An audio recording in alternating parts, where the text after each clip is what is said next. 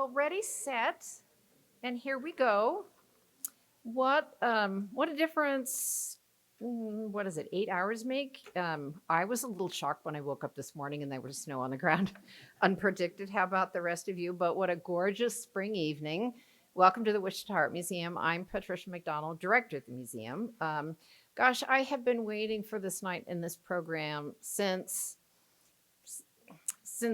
before the Art Deco exhibition actually opened. I love Art Deco. I love so many different aspects of it. I love lettering overall, and so that we were going to have a talk about the shift and the change that was so dynamic with graphics with Art Deco. Got pretty excited about it.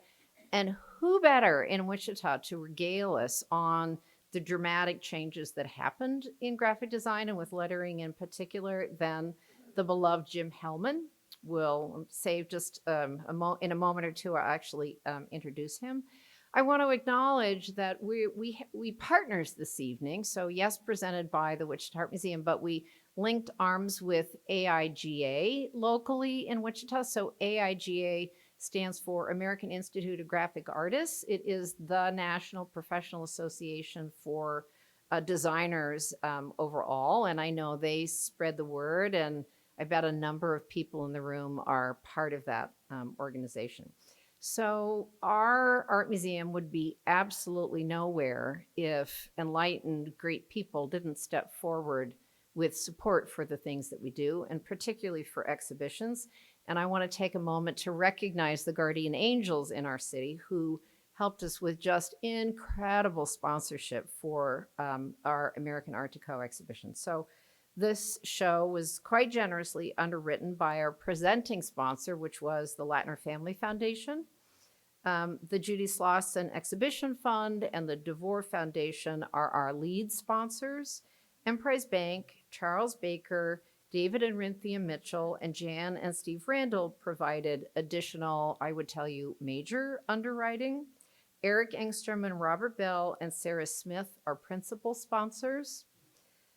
Other additional great support came from the Trust Company of Kansas, Dr. John and Nancy Bramer, Donna Bunk, Carol and Guy Glidden, Sandra Lengel, and Mary Sue Smith, Charles Baker and the Jim Phillips Exhibition Fund, Sue and Fred Berry, Dr. Alan and Sharon Feary, Tony and Bud Gates, Patty Gorham and Jeff Kennedy, Harold and Evelyn Gregg, Sonia Greteman and Chris Bruner, Anita Jones and Richard Height, Delmar and Mary Clucky, Errol and Susan Luganbill, Dr. Glenn and Marianne Misko, and Dr. Barry and Jane Murphy, Kristen and Will Price, Bob and Nancy Schwan, and Sue and Kurt Watson are also helpers in bringing the American Art Deco exhibition to Wichita. And that is, we need to also include our standard bearers.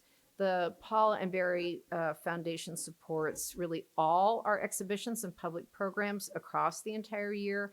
And we receive generous other additional support for exhibitions from the Friends of the Wichita Art Museum and the City of Wichita.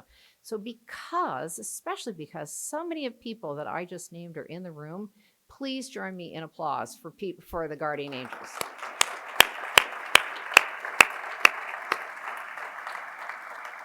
So quite a nice crowd, nicely over 100 people here this evening for a person who has rock star professor status, I would say, and that's Jim Hellman. He was at Wichita State University for over 40 years, we're not counting. So if you think about it, that's 2, possibly even 3 generations of minds that he impacted as students who passed through there. Himself, he holds a BFA and an MA in graphic design from Wichita State. He's apparently a real glutton for punishment because after he was already practicing and had that first MA for 20 years, he went back and got an MFA in graphic design from Kansas State University. As a designer and an art director in Wichita, he worked for Jack DeBoer and his enterprise, McCormick Armstrong, Pioneer Balloon, and Wichita State University pubs, as we call them, publications. Looking at the classes this man taught, it is a list a mile long.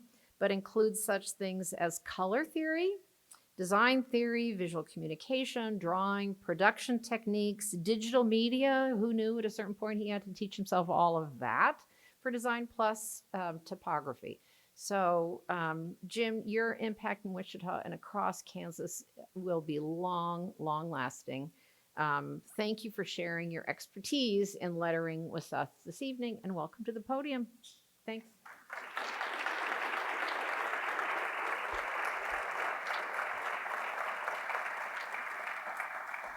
Thank you.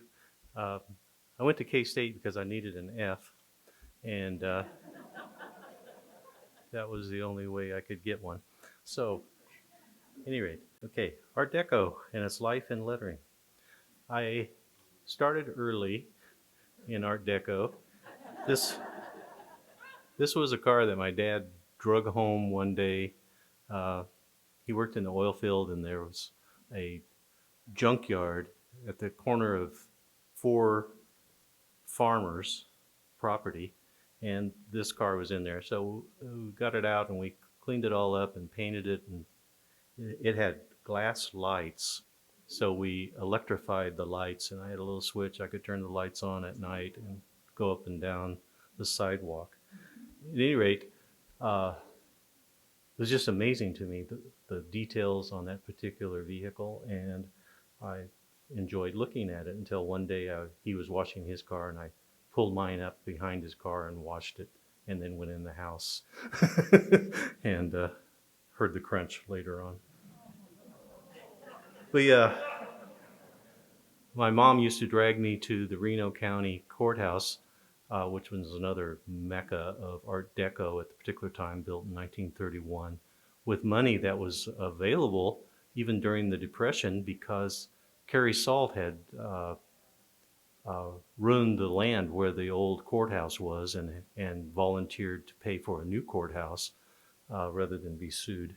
So used to go to this building and just was always amazed at the details and the type that was on the front of it, which was Futura, with little vertical lines in the background. I'll talk about that in a little bit here. Okay, and this was the lights that were on it, little rocket ships that were taking off on the side of the building. And when I look at other buildings in Kansas that had lights, they just had kind of English Tudor type lights, and not really what I would classify as being deco, really decorative. Okay, in 1969, I came to WSU and drug with me my collection of Art Deco things that I didn't know were Art Deco. Every teacher I ever talked to just said, well, that's Art Moderne. That's Industrial Modern. And they all had different names for it, and nobody ever had the same name until this book came out in 1968, and Hellier gave it the title Art Deco. So then I could say something that made some kind of sense, and when I talked to my teachers at WSU, one of them, I can't even remember exactly who it was, I think it was Clark Britton though, said, yeah, that's Art Deco, and all these things that you collected are Art Deco, and wait 10 years and it'll be back. Because Art Deco always kind of surfaced itself during economic downsizing of things, and that's where it really kind of fit in time, was around the Great Depression and around the period between the 2 wars. And kind of as a part of a response to what do we do with these machines? These machines are moving into the field and they're putting hundreds of people out of work. Where are they going to work? They got to move to the city. When they get to the city, where are they going to live? And most of the time it was slums.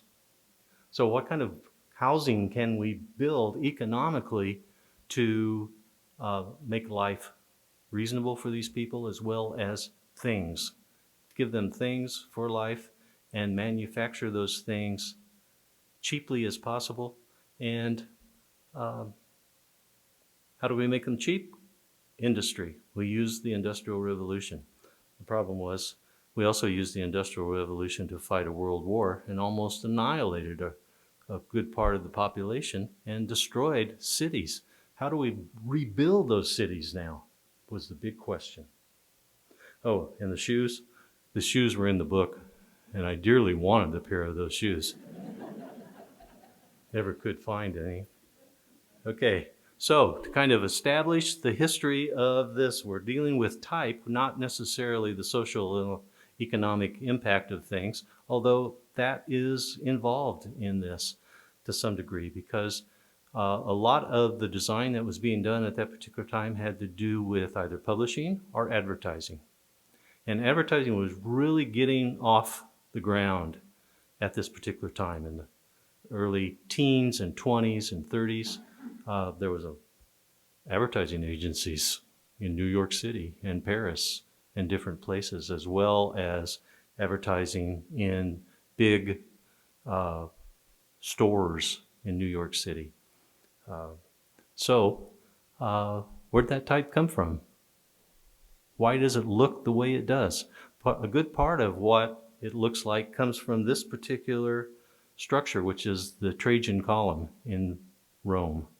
And when different Caesars did the incredible things in taking over the world at that particular time, they left their mark all over the place. Somebody would come in from Rome and they would chisel on the side of a building, or they would chisel on some stone that was set beside the road and tell you, gosh, Caesar's a swell guy. And he's done these incredible things. Okay, but these letters that they did were painted with a brush, and when they held the brush, they held it at a particular angle so that when it went that way, it was getting the full width of the brush. And holding it at the same angle, and you went this way, it only got half or 3/4 of the brush width. So that these letters have different weights and strokes on them. They also developed mathematically the proportions of those letters. E's and F's and L's and Y's had the same width. A's and V's and H's had the same width. And those were all mathematically worked out, geometry.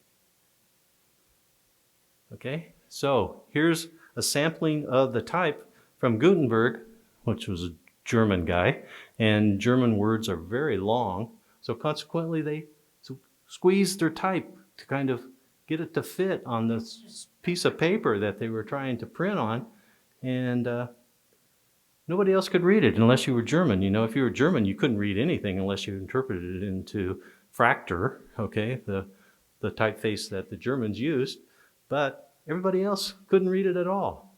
After Gutenberg developed what he developed, which wasn't printing, because the printing already existed, but he really refined the industry and made it so that you could produce a lot of books for not so much money, rather than one book in a month or one book in a year. So then it pulled things out of the dark ages because people could know things and access information. Okay, so these letter forms, you can see, are wider on the right side, these A's, and narrower on the left side because of the way they held the pen when they made that structure. When the Romans did theirs, they painted them with a brush, though. And when you press at a certain point in time, it makes the stroke a little heavier, and if you let up, it makes it thinner, and as a consequence, you can kind of see that it's thicker here than it is here, and thicker again down here. That's because of the flexing that's going on with the brush. So when Gutenberg developed his Bible and started selling it, everybody wanted to be really smart and have a library and have books. So they started hiring all these Germans to come to England and come to France and to come to Italy and these places. But they came with all these German Fractor typefaces, and we can't read that stuff, so let's do something else. And all those engraved, cut letters were all over the place. Let's use those. And so they started making typefaces that mimicked what the Romans had done when they were making their accolades to Caesar. And that pretty much was the way it was until we get to about 1722. And then all of a sudden, Caslon in London puts out a type specimen of a letter form that was not stroked so much differently on the right side and the left side, but the strokes were more even. And into the 20s, then people started making them even more even. Okay, so that down here we start having letters that don't have these elements on them that are serifs. They're called sans serifs, French word, without, or no serif. Okay, and that serif was there because when they made the stroke with the paintbrush, you do a little flick to end the stroke to make it nice and clean. Okay, and when the person came along with the chisel, then they chiseled that detail in there. The chisel didn't need to do that, okay, but they mimicked what the brush had done. New technology or other technology always mimics the old technology. So that's what they did. In the 1700s, when the Industrial Revolution really started kicking in, it became the modern world. Okay, when my students would say, "This is modern," I say, "No, it's not. It's postmodern. It's after modern." Modern was about 1790 to about 1963 or sometime like that, because Philip Johnson said, "Less is not more, less is a bore." Okay, and so they wanted to do things differently. Okay, all right, but in the 20s, these letter forms started happening.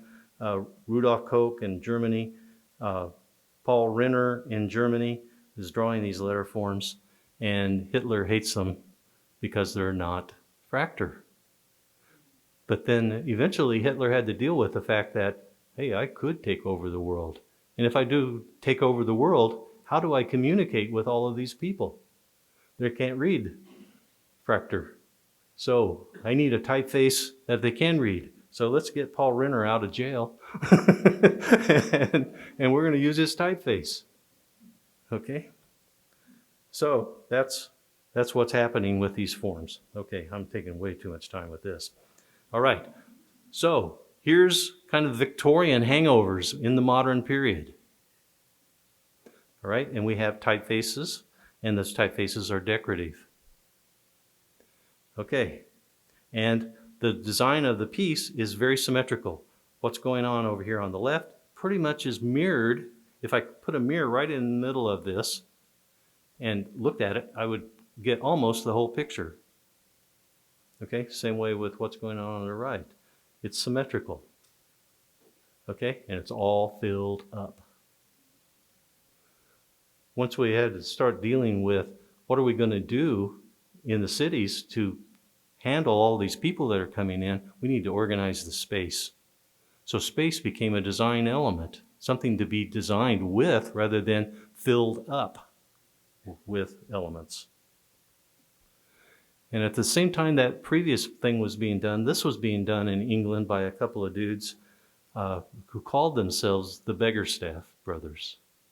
Their names were William Nicholson and James Pride. Okay, but they went by a different name, which is kind of an interesting thing because a lot of that was going on. They didn't really use their real name. It was almost like a company name. But notice the difference between this and the previous slide. In the previous slide, the ladies' dresses were heavily modulated. Modulated meaning there was changes in value that replicated and showed form as a result of light. Okay, but the Biggerstaffs really just flattened things out. Okay, the man's head is all the same value. His hair is the same value as the shadows. Okay, his clothes, very flat. Okay, the windmill, very flat. Okay, and if I divide this in half, the one side doesn't replicate what's going on the other side if I put the mirror in there.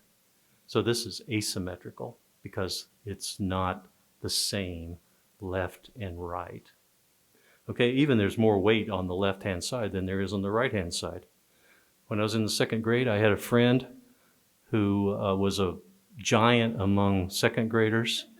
And we used, yeah, he was Goliath, okay?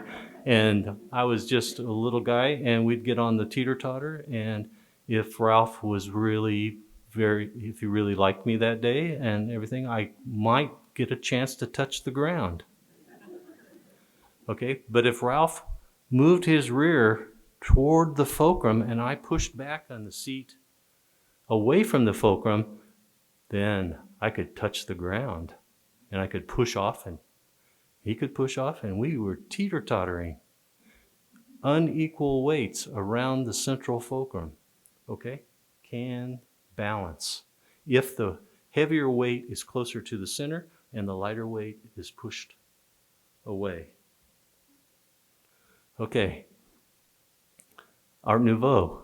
One of the things that always just used to drive me crazy is I would look in magazines or I'd look in books, this Art Nouveau book, and there was that piece that was also in the Art Deco book. Why was that? Even some Victorian things were kind of deco, okay? And I couldn't figure it out, okay? But this, look at how busy this is and all the things that are going on. And it is seemingly symmetrical, but it's not really quite, okay? Very busy. Alfonso Mucha, I love him. You can find him in the stairwell at the Nelson Rockwell in Wichita. Okay, and there's another German guy who was doing poster design in Germany, and his name was Ludwig Hohlwein. And he had a profound effect at that particular time too, of taking things and reducing the amount of details and playing with asymmetry. Look at the type though. It's really getting heavy. Okay, heavier than here, heavier than here. Okay, because all the advertising people that were coming into place, you know, they had marketing, forgive me, my marketing friends for saying this, but they wanted things to be bigger and stronger. Bigger and then stronger than the text that was in the magazine or the text that was in the book. They wanted this advertisement to stand out. And to do that, we need bolder, stronger typefaces. Okay, so he was doing these kinds of things. And this is 1912. Okay, this is a piece by Lucien Bernhard. Lucien was 16 years old. He was wanting to be an artist, designer, and there was a contest for Preister matches. So he entered that contest, and a couple of days, I don't know what it was exactly, but anyway, a couple of days before the deadline to turn in your design, which was going to be reproduced. They would pay you a pittance, 50 whatever that was at the time, and they would print it, so your name would be all over the place. He was 16, he needed money for art supplies, so he did a poster. And it had a ashtray with a cigar in it, a couple of matches down here on the table, smoke's coming up from the cigar. In the smoke are these pixie ladies that aren't very well clad, and they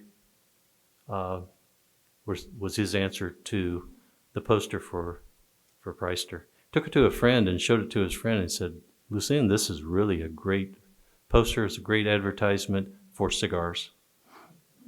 And so he finally agreed with him, went home, painted over the top of what he had painted before with black, and just did 2 matches and did the lettering for Preister, and it was accepted. Mostly because one of the people that were on the committee was an advertising man, and he saw the type was big and it's really strong. It's a simple communication that gets across very easily. But these things started to really change how people looked at how we could represent things. Notice how flat it is. Okay, de Stijl was happening. There's a lot of different modern isms out there, and one of them was de Stijl. And de Stijl had a manifesto. We're going to do things this way. We're going to do things that are working with geometry, very high contrast. Contrast was something that you really didn't see very much. That first slide I showed, not much contrast.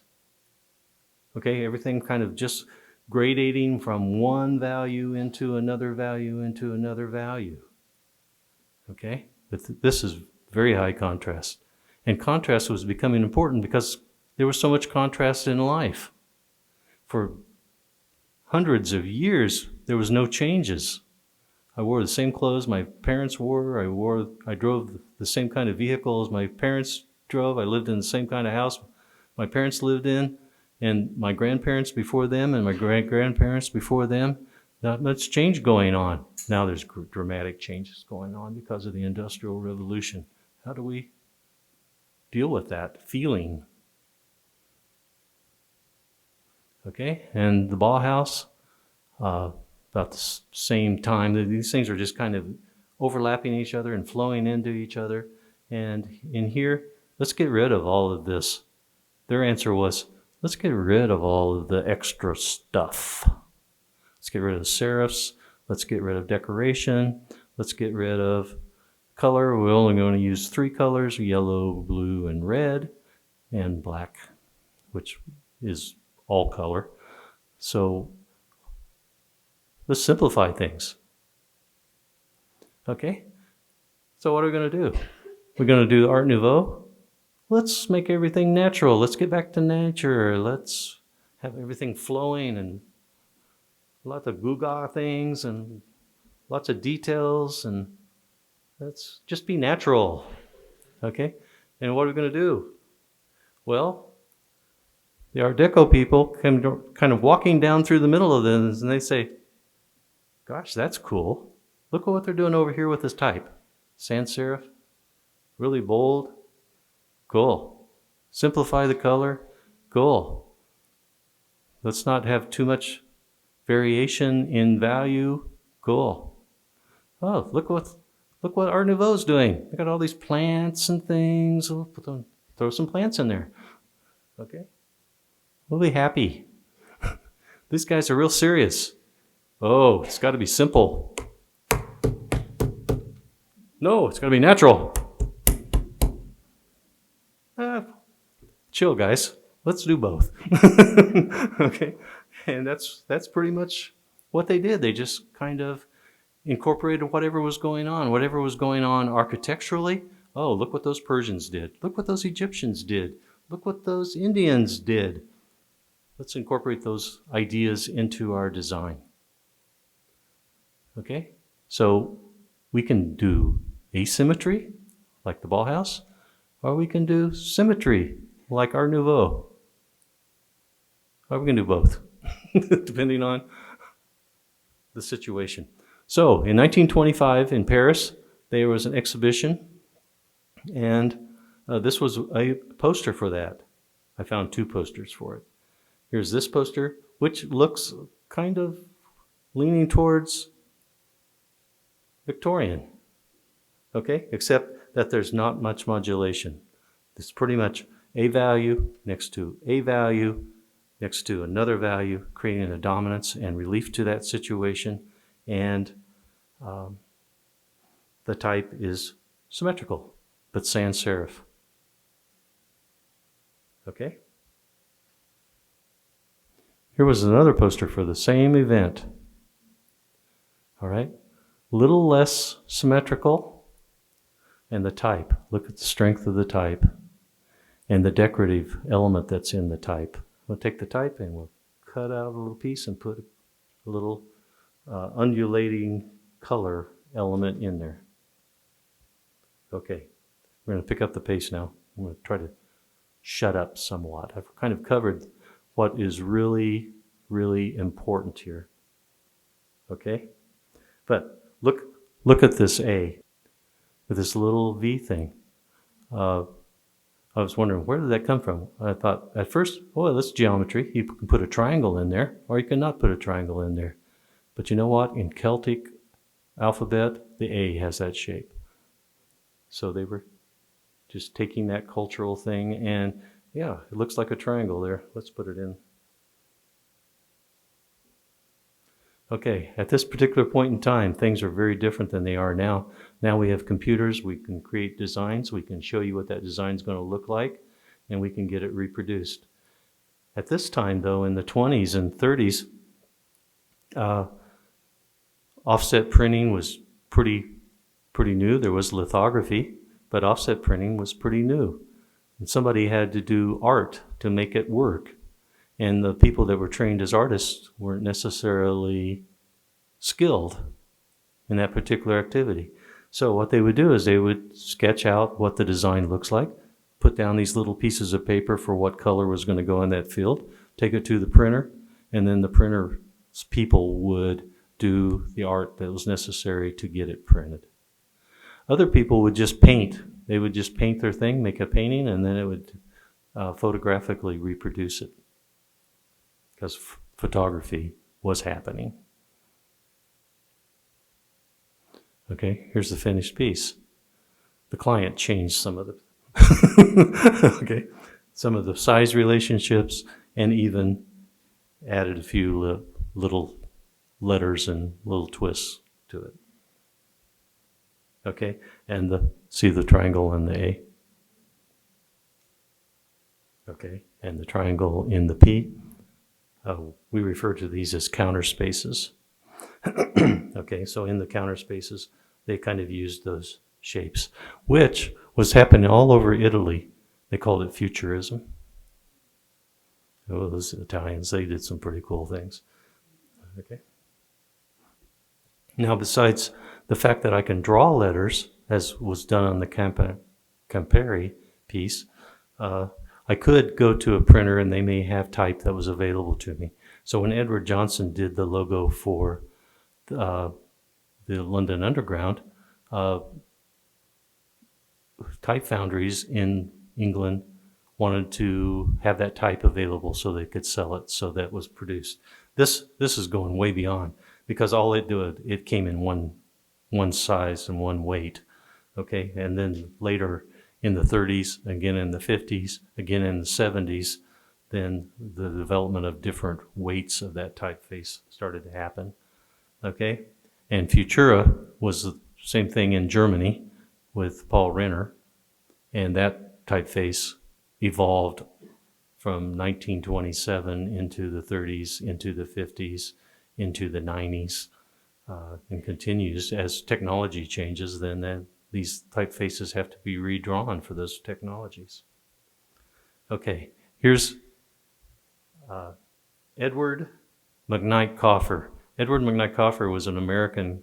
He was born in Montana, grew up in Indiana, ran away with a theatrical group before he finished high school, and they ended up in California and fell apart. And so he got a job in a bookstore. At that bookstore, a art professor came, noticed that the young man was doing art, and he really encouraged him. You should go to Europe and study. And so his name at that time was Edward Coffer. He decided he was going to do that, so he started heading back home to kind of set things in order and get ready to go, and stopped in Chicago and saw the Armory exhibit. Okay, so he went to Europe, traveled to France and Germany and England, and decided he really liked England, but his name didn't exactly fit England, so he added the name of the professor that suggested that he go to Europe to study to his name. He became Edward McKnight Coffer. The gentleman's name was McKnight. Okay, and here he's doing a poster for the London Underground using Johnson's typeface that he drew by hand. If you look at these, you can kind of see that all the letters, all the E's aren't exactly the same because they were done by hand. Okay, and it's very symmetrical. Okay, and here's use of Futura, or something close to it, because I can look at this and when I redraw it, I might change the proportions a little bit. I might even change certain little pieces of information, like where is the waistline of this type? Okay, rather than having it right in the middle, I can push this center bar to the top. I can bring it down more to the bottom. Okay, but very symmetrical. I can bend the type. I can make it go back in space and make that car really look like it's going fast. That was very important. We got to go fast. We got to fly high. We need cars, and we need trains, and we need boats and planes. Okay, I love this just from the standpoint of, took this type and he drew it really well. So well, I almost think it was type, but I don't think it was. But he added little portholes to the type to kind of go with the idea. This guy was really big on Gestalt theory and was a big proponent of Gestalt theory. Okay, so I'm having to draw these letter forms myself, and I don't know. I've looked at this poster and I really like these letter forms, but it doesn't have all the letters I need. So what do I do? Well, I could buy a book. And this is a picture of a lot of different books on lettering for sign painters and for what we call now graphic designers, but at the time those commercial artists or industrial artists. And those books had pages that showed me all the letters of the alphabet, which really kind of relieved the tension of the situation of what does an S look like, or what does the Z look like, because I need that letter for what I'm having to say. So here's condensed type, and here's Mr. McKnight Coffer again. Okay, and here he's being very asymmetrical, using that condensed type. Okay, and I can decorate the type, and here's some suggestions from one of these pattern books that they had available. And here's Mr. Coffer again, utilizing some of those things for the movie Metropolis. Okay, and here's kind of the Beaux Arts aspect of things, where I could really start to play with how wide is those letters. Okay, yeah, those Romans were pretty cool dudes, but what if we don't make the S so wide? What if we don't make the S in this particular case is the major character that is really not very wide, but the A is very wide in relationship to that. All right, and I could do different things with geometry as far as how I put geometric segments together to create letter forms. Okay, here's an example. Okay, and I can really drop the waistline here of that E and R situation. And I can add serifs back on, and I can make them much stronger. And this particular style was referred to as Egyptian, not because it had anything to do with Egypt, just the fact that archaeologists, because the Ottoman Empire had been kind of dissolved and there was access to Egypt, and the archaeologists were going in there, and there was all these things being showed, and it's the coolest thing going on right now, so let's call this type Egyptian. Okay, why not?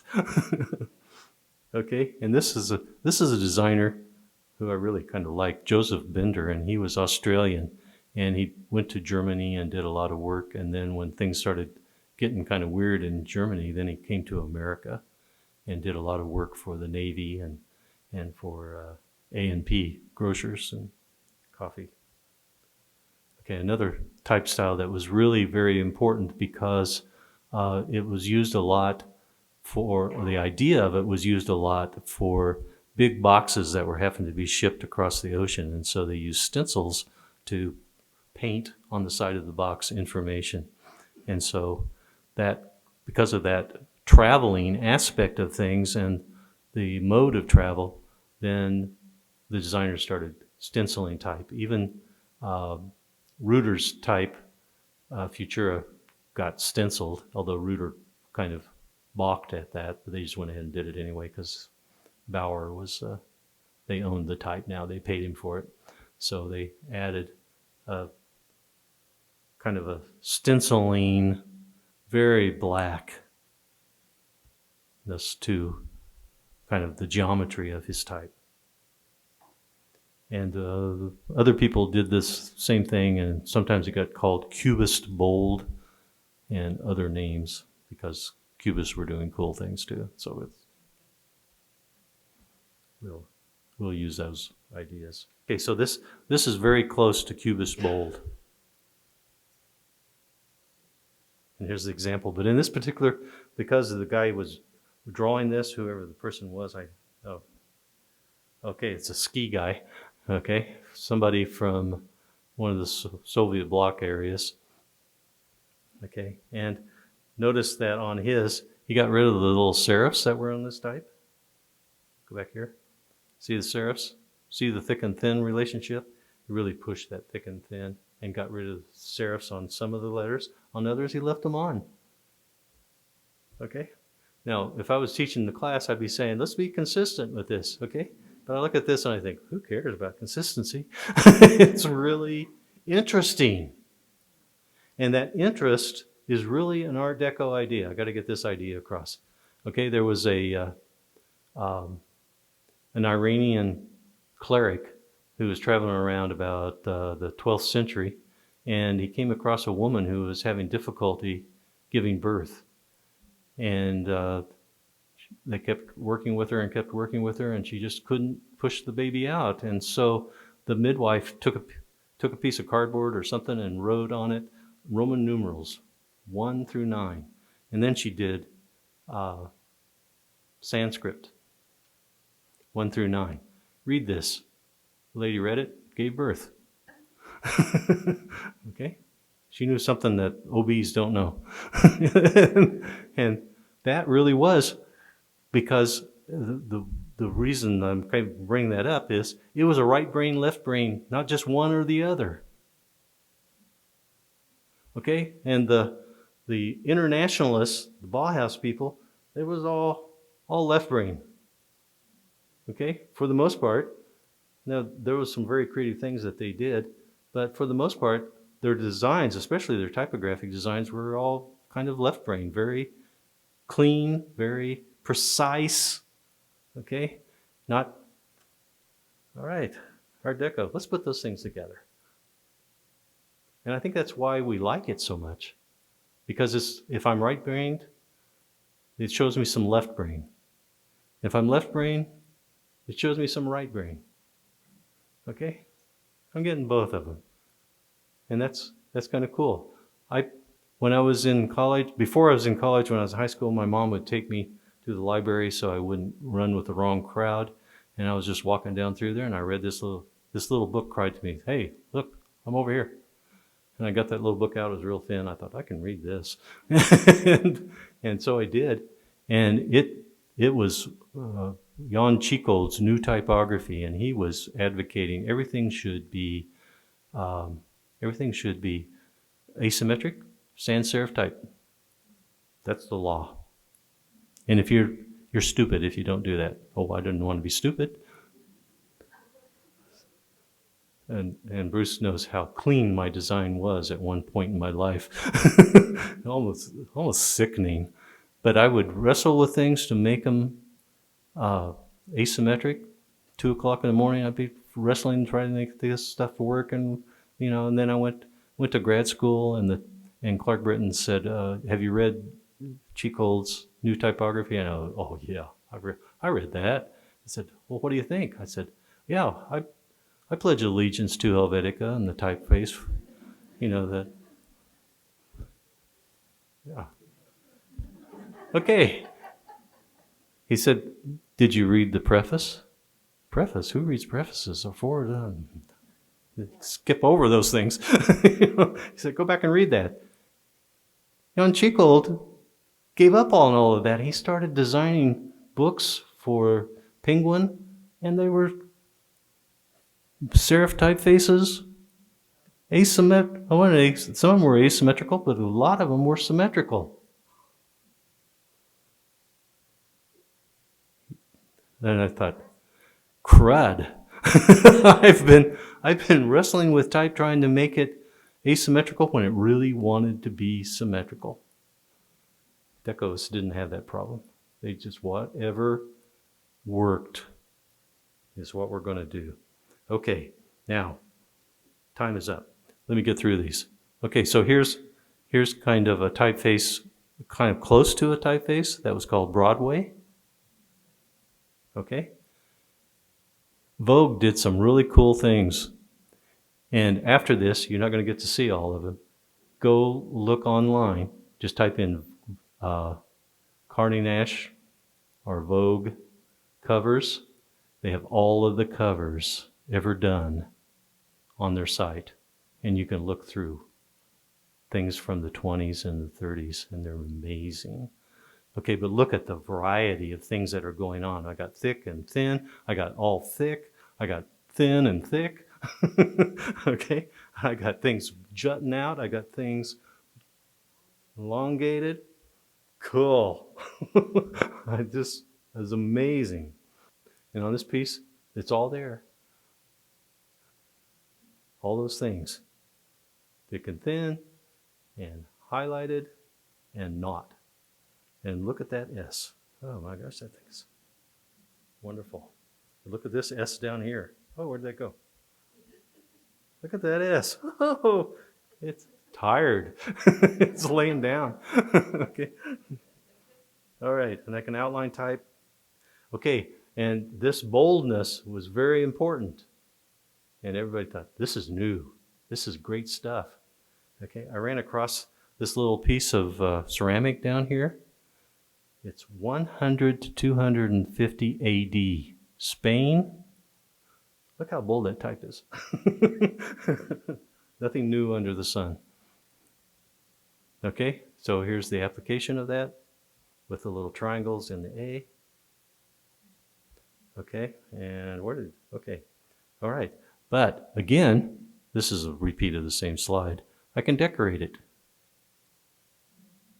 Okay, and I can take that like silly putty. When I was a kid, we had silly putty, and you'd put it on the funny papers, and you take it and stretch it. Oh man, really cool. Okay, so taking that same illustration, it's exactly the same illustration, just stretched. I can stretch and morph and move and change and decorate. Okay, and these books would give you kind of clues to these things, and you could take those and adapt them. Okay? And I can overlap. I can make them kind of in space, stacking on top of each other. And I can get warpy, and I couldn't find an example that was that warpy. I guess I need to keep looking. I probably will find it tonight after this is over.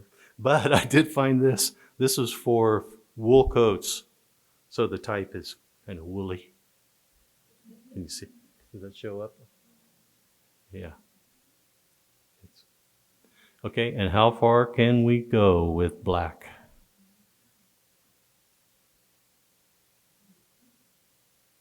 This person didn't go the whole 9 yards, but still the basic premise and the idea and the shape of the letter forms, which was technical. How can I reduce this down to a geometric symbol for that type, that letter? Okay, the Futurists did it in Italy. And this, there was a guy called, I'm running over, sorry. Okay, yeah, well, when you leave, then I'll shut up. But this was A.M. Cassandra. There's this guy, his name was Adolf, is that right? Anybody know? I think it was Adolf Moran. He was Ukrainian. He moved to Paris and studied, and then decided he wasn't going to be a painter after all. He was going to be a commercial artist. Okay?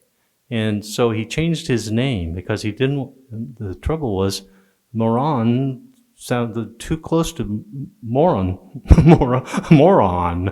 Okay, so I changed my name. And also because he had clients, he decided that he would keep probably for his mother's sake, he would use the AM as initials and add Cassandra.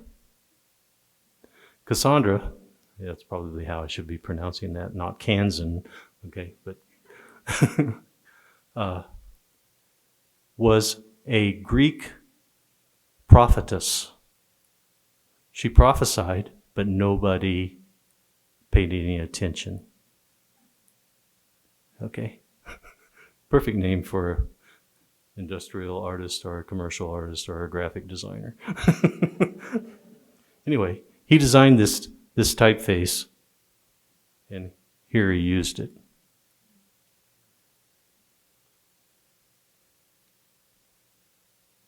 And here's Mr. Coffer again, stacking things on top of each other and using the very bold typeface with no negative spaces.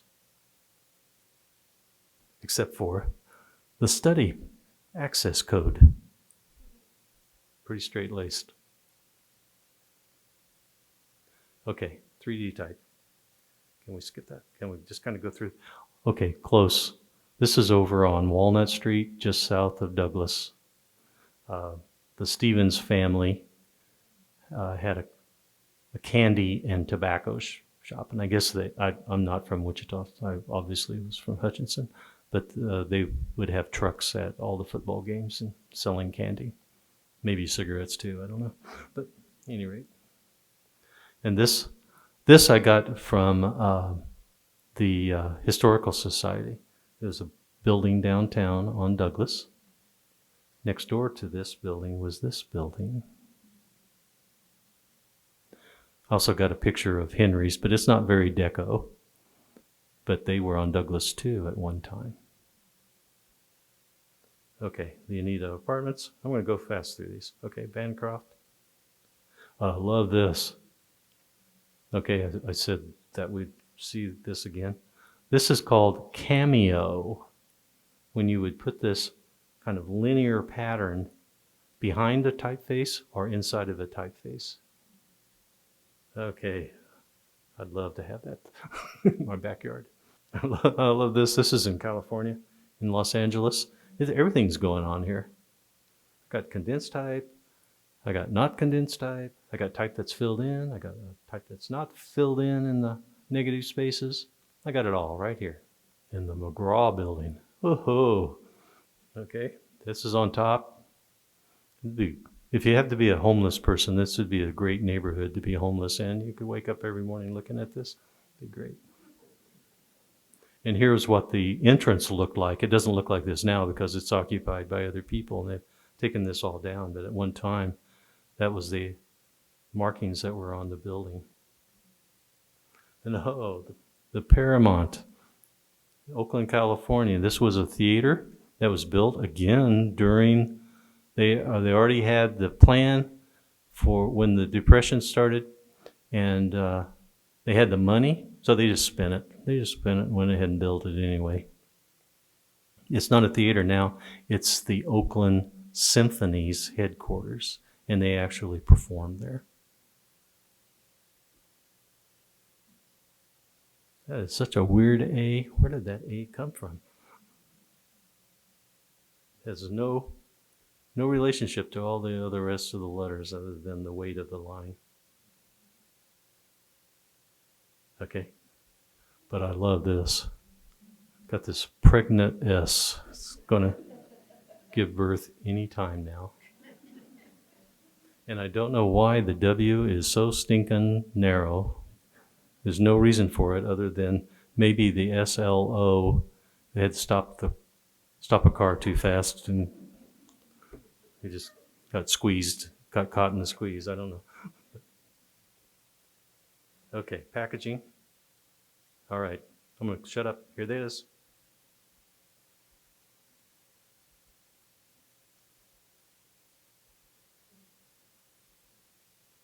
This is a decal on the typewriter.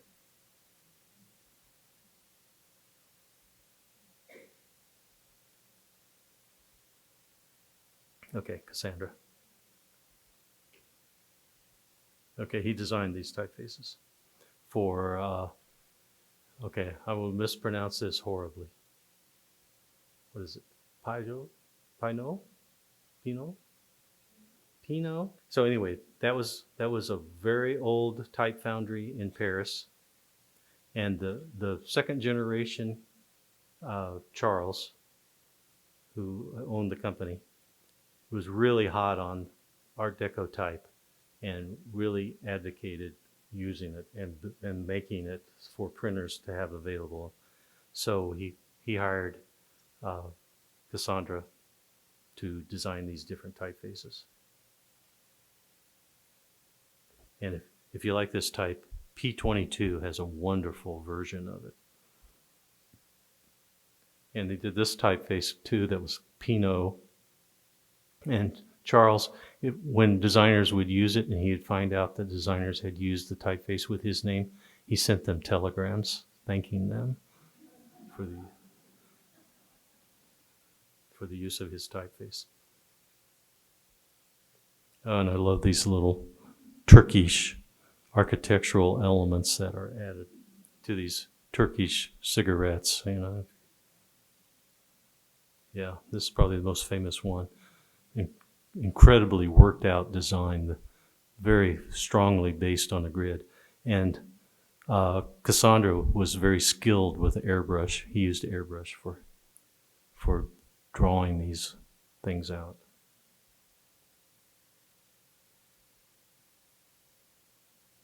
Where did that O come from?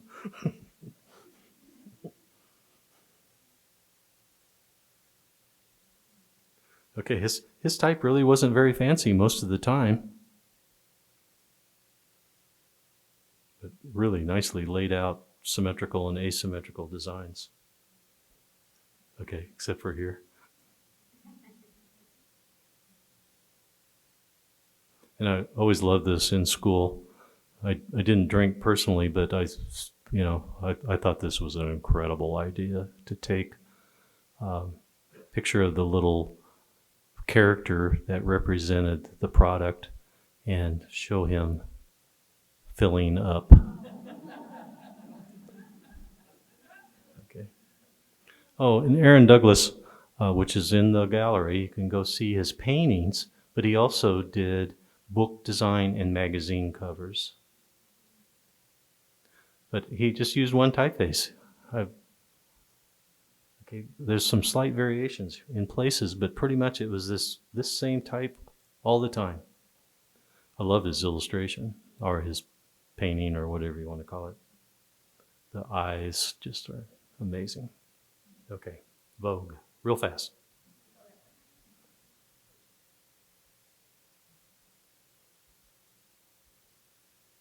But the thing was that the illustrator that did the cover could do the masthead. And that was, I remember getting out of school and Art Direction magazine was kind of that way. Whoever designed the cover could design the masthead. I thought that was such a cool idea. And then I found out Vogue was doing that. Harper's Bazaar was doing that. Harper's Bazaar, not nearly as much as Vogue did, though.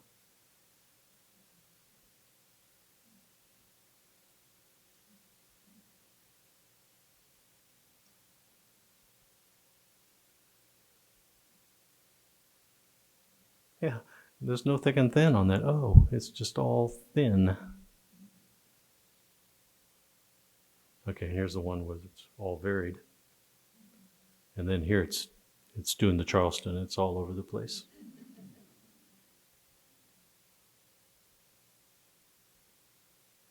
Okay. Oh, South America. I thought this guy, you know, how wide can a V be, and how narrow could an E happen? Yeah, yeah, that type is really dancing. Garbo's elegant. Okay, and the Bender guy that I showed with the slab serif typeface, this is what he started out doing. Okay, very deco. But then when he started moving towards later in his career, in 1935, he really starts cleaning up his act. And this is what he's doing in America. I love this. Oh my gosh. Okay, so here's my new Art Deco ride. Okay, 40 Pontiac. Love it. Thank you.